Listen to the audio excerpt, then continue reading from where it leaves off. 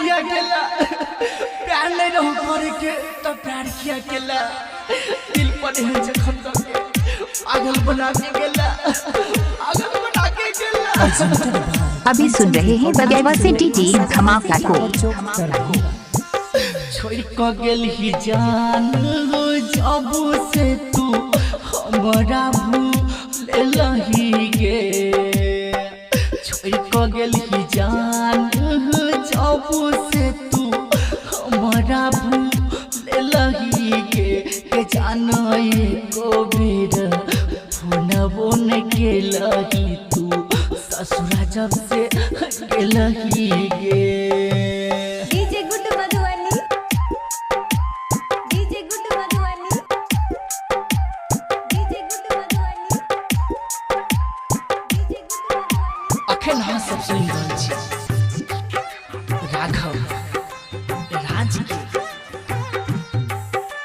इलाका किसी का हो धमाका दिवाकर दीवाना भाई का ही होगा।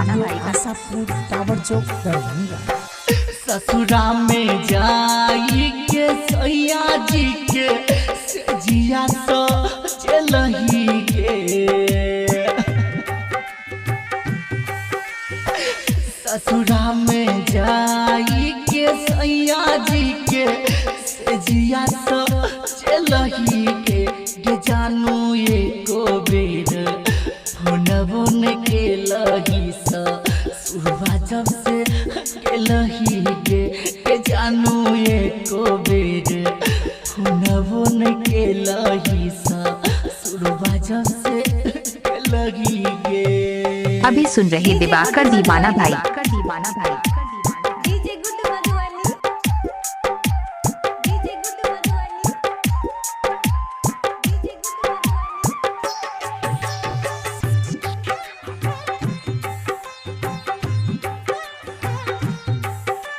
presented by Kanchan Recording Studio, Asapur, Tower Chowk, Darbhanga। Writer BKC Raghav के पर दुख लही के राइटर बीकेसी हरीश चंद के पर दुख लही के जानू एको बेर फोनबो न केलही सुरवा जब से केलही के जानू एको बेर फोनबो न केलही सुरवा जब से। आप सुन रहे हैं दिवाकर दीवाना भाई को ग्राम बगेवा जिला मधुबनी।